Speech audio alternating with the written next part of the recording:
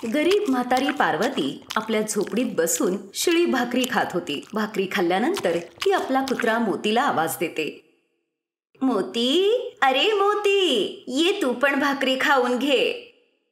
म्हातारीचा आवाज ऐकून मोती पळत पळत तिथे येतो. त्याच्या तोंडात एक छोटीशी पोटली होती, जी तो त्या म्हाताऱ्या पार्वतीला देतो. अरे, आता हे काय उचलून आणलंस? दिसेल ते उचलून घेऊन येतोस. मी आता तुला एकदा मारणार आहे. उगाच काहीतरी उचलून घेऊन येतो. दे बरं, मला काय आहे बघू दे. तोवर तू हे घे, ही भाकरी खा. मोती भाकरी खाऊ लागतो आणि ती म्हातारी ती पोटली उघडते. त्याच्यात काही बिया असतात. अरे, ह्या तर वांग्याच्या बिया दिसतायत. बहुतेक कोणीतरी पेरणी करण्यासाठी ठेवले होते. काही हरकत नाही, आता मी हे आपल्या शेतातच पेरते. मग ती म्हातारी आपल्या शेतात जाऊन त्या बियांची पेरणी करते. पार्वती त्या गावात आपला कुत्रा मोती बरोबर राहत होती. पार्वतीला एक मुलगाही होता, शुभम. तो त्याच्या बायकोबरोबर शहरात राहायचा. एक दिवस आपल्या झोपडीच्या बाहेर उदास बसलेली पार्वती विचार करते, काय फायदा अशा मुलाला जन्म देऊन, जो एकदाही आपल्या आईला विचारत सुद्धा नाही. आज ना माझ्याकडं अन्न आहे, ना एक फुटका पैसा. मग ती शेतात जाते, जिथे जाऊन ती आश्चर्यचकित होते. त्या शेतात एक मोठं झाड होतं आणि त्या झाडाला खूप सारी वांगी आली होती. त्याचबरोबर सगळ्या शेतात वांगीच वांगी आलेली होती. अरे देवा, हा कसला चमत्कार आहे. कालच तर मी बिया टाकल्या होत्या आणि आज एवढी सगळी वांगी आली पण, आणि या झाडालाही एवढी सगळी वांगी. ही तर जादूच झाली म्हणायची. मग ती म्हातारी ती वांगी तोडू लागते. ती बरेचशी वांगी तोडते. आता मी या सगळ्या वांग्यांची छान भाजी बनवीन. मग ती वांगी एका टोपलीत टाकून म्हातारी पार्वती आपल्या घरी येत होती. तेव्हाच तिथून एक भाजीवाला जात होता. अरे पोरा, माझ्याकडे ही काही वांगी आहेत. तुला विकत घ्यायची आहेत का? तू ही बाजारात विकू शकतो. त्या बदल्यात मला पैसे दे थोडे. आजी, मी स्वतःच भाजी विकायला निघालोय, पण तुझी ही वांगी फारच चमकतायत. बघूनच समजतंय मला. खूपच चांगली दिसतायत. हे घे, तू 120 रुपये ठेव आणि ही सगळी वांगी मला दे. बरं ठीक आहे, दे मला. पार्वतीने पूर्ण 120 रुपयात ती वांगी विकली आणि एक वांग स्वतःसाठी ठेवलं. ती वांगी विकून तिला जे पैसे मिळाले त्या पैशातून ती पीठ घेऊन येते. मग संध्याकाळी घरी आल्यावर, आज तर आपल्याकडे पण मोती, वांग्याची भाजी आणि चपाती बनेल. खूप दिवसांनी, कधीपासून आपण भाजी खाल्लीच नव्हती. मग पार्वती वांग्याची भाजी आणि चपाती बनवते. मग ते दोघं आनंदाने जेवायला बसतात. दुसऱ्या दिवशी पार्वती पुन्हा शेतात जाते. तेव्हाही खूप सारी वांगी बघून पार्वती खुश होते. ही तर खरंच जादुई वांगी दिसतायत मला, जी संपतच नाहीयेत. काल मी जेवढी वांगी तोडली होती, आज पुन्हा तेवढीच वांगी आलीयेत. मग तिने ती सगळी वांगी तोडली आणि पुन्हा ती वांगी ती त्याच भाजीवाल्याला विकते. हे घे पोरा, आज अजून वांगी घेशील? यार, ही म्हातारी तर रोज मागेच लागलीये. पण काही म्हणा, हिची वांगी मात्र चविष्ट आहे. काल मी घेतलेली सगळी विकली गेली. बरं आजी, मी विकत तर घेतो, पण जास्त पैसे नाही देणार. बाजारात जेवढा भाव आहे त्याच्यापेक्षा अर्ध्या किमतीला देणार असेल तर सांग. आता मी म्हातारी कुठं लांब लांब जाऊन ही भाजी विकू? त्यामुळं तुला जेवढे द्यायचे तेवढे दे. ठीक आहे, मग हे घे 50 रुपये.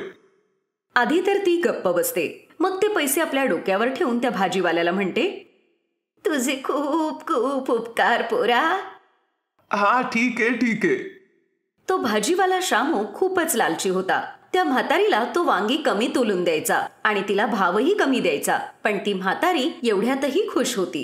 काहीही असो, निदान या वांग्यांच्या निमित्ताने माझ्या घरात चपाती भाजी तर बनायला लागली. दुसरीकडे त्या भाजीवाल्यानी ती वांगी ठेवताच त्याची सगळी वांगी विकली जायची. त्याबरोबर त्याच्या दुसऱ्या भाज्याही विकल्या जायच्या.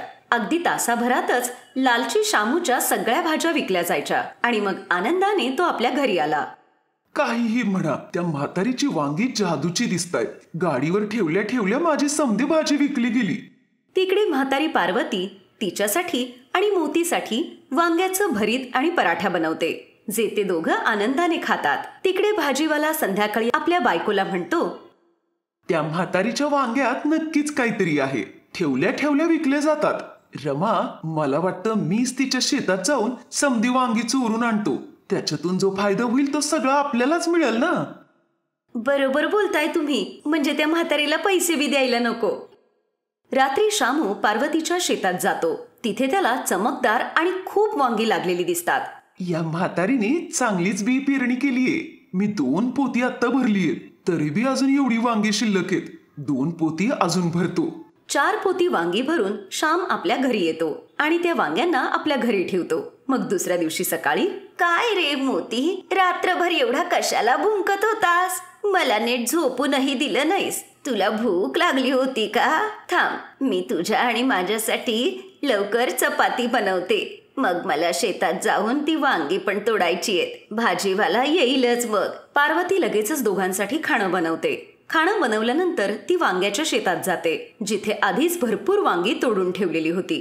अरे, एवढी सगळी वांगी तोडून इथे कोणी ठेवली आहेत? आता एवढी सगळी वांगी तर तो भाजीवाला पण घेणार नाही.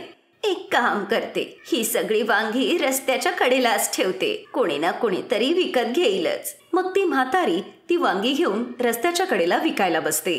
तिकडे तो भाजीवाला जेव्हा गाडीवर ठेवायला ती वांगी काढत होता, तेव्हा त्या पोत्यातली वांगी सगळी सापात रूपांतरित झाली होती आणि बाकी सगळी पोती रिकामीच होती. एवढे सगळे साप बघून तो भीतीने इकडे तिकडे पळू लागतो. अरे वाचवा वाचवा, एवढे साप! मी तर वांगी ठेवली होती, पण हे साप कसे झाले? त्या म्हातारीने काही जादूटोणा तर नाही केला?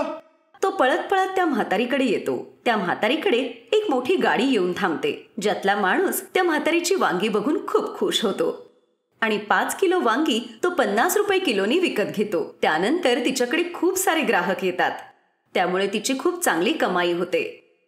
तो भाजीवाला येऊन तिची माफी मागतो आणि तिला सगळं काही सांगतो. काय म्हणजे जी वांगी तू पोत्यात भरली होतीस ती आपले आपच शेतात परत आली आणि तुझ्या घरात साप आले? याचा अर्थ ही जादुई वांगी आहेत.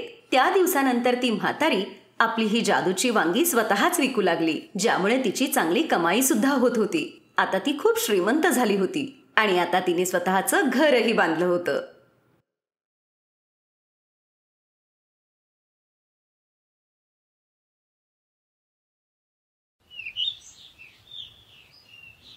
अरे, हे संदीप कुठे गेले? त्यांना सांगितलं होतं 5 मिनिटात जेवण घेऊन येते म्हणून. ओहो सुनबाई, तू रोज त्याच चवीची भाजी बनवतेस. असलं खाणं बघितल्यावर तर तो ऑफिसलाच निघून जाईल ना. ही दोडक्याची भाजी तर कुणाला खायला आवडतच नाही. आई, तुम्ही मुलांसमोर जर असं बोललात ना तर ते हे खाणारच नाहीत. त्यांच्या वडिलांपेक्षा 10 पावलं पुढे आहेत ही दोन्ही मुलं. आता आठवड्यातले 7 दिवस आहेत म्हटल्यानंतर कधीतरी ही भाजी करावीच लागणार. आता आज मी जरी दोडक्याची भाजी बनवली असली तरी काल मी पनीर केलं होतं. शी, त्याला पनीर म्हणतेस तू? ते तर भांड्याला साबण राहिलेला होता म्हणून त्याच्यात दूध फाटलं आणि असल्या पनीर पासून बनलेली भाजी आम्ही खातो. तुला तर स्वतःला उठून 1 ग्लास पाण्याचा हाताने घेता येत नाही आणि बोलतोय कसा बघा. तुला कोणी सांगितलं रे हे सगळं पनीरचं? आजीने सांगितलं मला. अजून कोण? आई, काय आई आई करतीयेस? खरंच तर सांगितलंय मी त्याला. त्या दिवशी दूध फाटलं होतं म्हणून तर तू पनीर बनवलंस ना. सोड ना बिट्टू, मला पण नाही जेवायचंय. चल, आपली बस आलीये, आपण निघूया. थांबा मुलांनो, हे घ्या, हे 100 रुपये घ्या आणि शाळेतल्या कॅन्टीन मध्ये काहीतरी खा. बाबा, तुमच्या अशा वागण्यामुळेच त्यांनी घरातलं खाणं सोडून दिलंय, कारण त्यांना माहितीये आजोबांकडून आपल्याला पैसे मिळतात म्हणून. हे काय आहे वहिनी, बाबांशी असं बोलतात का? आणि काय झालं जर पैसे दिलेस तर? शाळेत खातील बिचारे. आणि तसं तर माझंही मन नाहीये ही भाजी खायला. काही हरकत नाही ग, मी आत्ता तुझ्यासाठी छोले भटुरे ऑर्डर करतो. त्या सगळ्यांचं बोलणं ऐकून अंजली तिथून निघून जाते. मग ती आपल्या मैत्रिणीला फोन लावून हे सगळं तिला सांगते. काय सांगतीयेस? अगं, आजकालच्या सुना तर शिळं अन्न सुद्धा जेवायला देत नाहीत आणि तू तर एवढं सगळं करतीयेस, तरीही त्यांचे एवढे नखरे आहेत. अगं, मी तर म्हणते तू पुढचे 3 दिवस कोणाला काही खायलाच देऊ नकोस, की सगळ्यांची डोकी ठिकाणावर येतील बघ. अगं, काही ठिकाणावर येणार नाही. यांना तेवढाच बहाणा मिळेल बाहेरून खाणं मागवायला. आणि तुला तर माहितीये त्याच्यामुळे किती पोट खराब होईल. आज हे पण काही न खाताच निघून गेलेत. आता मलाही घशाखाली घास उतरत नाहीये. अगं, पण तू का टेन्शन घेतीयेस? जीजूंना जी भाजी आवडते ती करून दे आणि ऑफिसमध्ये घेऊन जा. शिखाची ही आयडिया अंजलीला आवडते आणि ती लगेच संदीपच्या आवडीचं जेवण बनवते आणि डबा पॅक करून ऑफिसमध्ये घेऊन जाते. तिकडे संदीप आरामात कॅन्टीनचं खाणं खात होता. मी तुमच्यासाठी एवढं मेहनतीने जेवण बनवून आणलंय आणि तुम्ही हे बाहेरचं खाताय? मग काय करणार? तुझ्या टिफिनची वाट बघत मी काय उपाशी राहू? मी इतक्या प्रेमाने तुमच्या आवडीचं जेवण बनवून आणलंय, निदान हे तरी खा.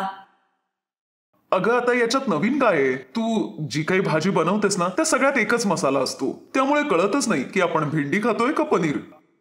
सगळ्या मित्रांसमोर अंजलीचा असा अपमान केल्यामुळे अंजली नाराज होऊन घरी येते आणि ती ठरवते की ती यापुढे स्वयंपाकच करणार नाही. त्यामुळे ती रात्रीचा स्वयंपाकही करत नाही.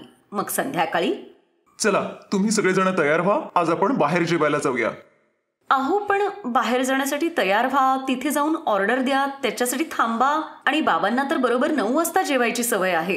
काही हरकत नाही पोरी, चांगलं खाणं खायचंय म्हणल्यावर थोडी वाट बघावीच लागणार. मग सगळे तयार होऊन रेस्टॉरंटमध्ये जातात. तिथे जाऊन सगळेजण जेवणाचा आस्वाद घेतात. तुम्ही म्हणता ना वहिनी की तुमच्या स्वयंपाकात काय कमी असते ते? आता तुम्हाला कळालं असेल ना की बाहेरच्या खाण्यामध्ये हे लोक काही चूक का नाही शोधत आहेत ते. बरं झालं पप्पा की तुम्ही आम्हाला बाहेर घेऊन आलात ते, नाहीतर आईच्या हातचं खाणं खाऊन. मग सगळ्यांची जेवण झाल्यानंतर वेटर त्यांचं बिल घेऊन येतो. अरे थांब संदीप, पैसे तू का देशील? बिल तर सुनबाई देईल. आता किचनच्या खर्चासाठी हिला पैसे मिळतातच ना, मग आजच्या दिवसाचं राशन तर वाचलंय, त्यामुळे तिलाच हे पैसे द्यायला पाहिजेत. मग अंजलीलाच पैसे द्यावे लागतात. काही वेळानंतर सगळेजण घरी येतात. मग दुसऱ्या दिवशी सकाळी, अरे नेहाने पोहे, बर्गर, गाजराचा हलवा आणि पराठे पण ऑर्डर केले आहेत. तुझ्यासाठी फ्रेंच फ्राईज पण येणार आहेत. वा, आजकाल काय सोयी सुविधा आहेत, सगळं फोनवरच ऑर्डर करता येते. हो पण पैसे मात्र सामान घरी आल्यानंतरच देईल सुनबाई. काय, मी देणार आई? हो मग काय, तुझ्या किचनचं सामान तर वाचतंय ना. मग अशा प्रकारे रोज घरातले लोक बाहेरचं खाणं मागवायचे आणि त्याचं बिल मात्र अंजलीला द्यावं लागायचं. आणि अशा प्रकारे महिन्याभरासाठी लागणारे ते पैसे 10 दिवसातच संपून जातात. मग एक दिवस, बास आता हे पॅकिंग कोणीही उघडणार नाही, याचं बिल देण्यासाठी माझ्याकडे पैसे नाहीयेत. अगं 20,000 रुपये देतो मी तुला दर महिन्याला, आणि या घरातल्यांच्या खाण्याची जबाबदारी तर तुझ्यावरच आहे ना. आणि घरच्या बाईने या दिलेल्या पैशातूनच आपला खर्च भागवून घरातला सगळा जमा खर्च बघायचा असतो. अच्छा असं आहे तर ठीक आहे. मग यापुढे आता मी सामान भरणार नाही आणि यापुढे जे काही खाणं येईल ते बाहेरूनच येईल, पण ते तुम्ही ऑर्डर करणार नाही, ते मी करणार. फक्त तुम्ही हे सांगायचं की कोणाला काय खायचंय ते. आता सुनबाई खाणं ऑर्डर तर करते, पण ती ते एका ठेल्यावरून मागवते. या ताईसाहेब, माझ्या ठेल्यावर तुमचं स्वागत आहे. हे शाही पनीर कसं दिलं? हे ना, हे 100 रुपयाची फुल प्लेट आहे. अरे वा, हे तर खूपच चांगलं झालं. अंजली दम आलू आणि शाही पनीर घेऊन घरी येते. येताना काही रोटी सुद्धा घेऊन येते. मग जाणून बुजून त्या 4 रोटी ती गॅसवर जाळते. स्वतःच्या प्लेटमध्ये ती आधीच 3 रोटी ठेवते. अरे यातल्या रोट्या तर जळूनच गेल्यात, आता खायला किती उरणार आहेत? अगं सुनबाई, तू जास्त रोटी मागवू शकत नव्हतीस का? अहो आई, तुम्ही ज्या रेस्टॉरंट मधून खाणं मागवता मी तिथूनच हे खाणं मागवलंय. आज त्यांच्याकडे पार्टी होती, त्याच्यामुळे त्यांनी एवढ्याच रोट्या दिल्या आज. आता मला काय माहिती या रोट्या जळलेल्या असतील म्हणून. आता तुम्हाला याच्यातच ऍडजस्ट करावं लागेल, कारण माझ्या केलेल्या पोळ्या तुम्हाला आवडत नाहीत ना.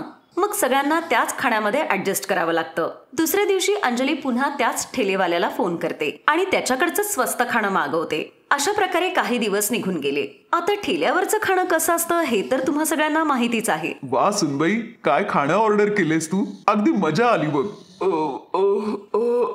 काय झालं बाबा? मला वाटतं पोटात माझ्या गॅस झालाय बहुतेक. पोट जरा दुखतंय माझं, गोळी घेतो, बरं वाटेल. पण त्यांना हे कळत नव्हतं की रोज रोज बाहेरचं खाणं खाल्ल्यामुळे त्यांना हा त्रास होतोय. मग एक दिवस अंजली आदल्या दिवशीची शिळी भाजी फ्रीजमधून काढते आणि तीच भाजी गरम करून सगळ्यांना जेवणासाठी वाढायला जाते आणि सगळ्यांना सांगते की ही भाजी बाहेरून ऑर्डर केलीये. अगं आजच्या खाण्याचा असा वास काय येतोय? मला वाटतं ही भाजी त्यांनी खराबच दिली आज. हो आई, तसं असू शकतं. आता कळतं ना की अंजलीला खाणं बनवायला किती वेळ लागतो ते, पण बाहेरून तर 15 मिनिटातच येतं. एक दिवस सगळेजण टीव्ही बघायला बसले होते तेव्हा सर्व नागरिकांना विनंती आहे की त्यांनी बाहेरचं खाणं खाऊ नये. या बाहेरच्या खाण्यामुळे शरीरात अनेक रोग पसरतायत, जसं की कॅन्सर, पोटात दुखणं, पोटाचे आजार. त्यामुळे तुम्ही बाहेरचं खाणं टाळावं. अंजली हे सगळं आनंदाने बघत होती, कारण हा तिचाच प्लॅन होता. हे बघून सगळेजण खूप घाबरतात आणि मग तिचे सासरे म्हणतात, हे सगळं खाणं माझ्या डोळ्यासमोरून हलवा, मला अजून भरपूर जगायचंय. सुनबाई, तू किचन मध्ये जा आणि तुझ्या हाताने बनवलेला स्वयंपाक आम्हाला दे. हो अंजली, आजपासून आम्ही तुझ्याच हातचं खाणं खाऊ. अंजलीच्या प्लॅनने काम केलं आणि आता सगळ्यांनी बाहेरचं खाणं बंद केलं आणि आता कुठलीही चूक न काढता ते तिच्या हातचा स्वयंपाक खायचे. Best buddies. हॅलो मित्रांनो, हा व्हिडिओ पाहिल्याबद्दल धन्यवाद. जर तुम्हाला हा व्हिडिओ आवडला असेल तर कृपया लाईक, सबस्क्राईब आणि कमेंट नक्की करा. आणि हो, शेअर करायला पण विसरू नका. अजून असेच मजेदार व्हिडिओ पाहण्यासाठी खाली दिलेल्या घंटीला दाबा. बघत रहा बेस्ट बडीज.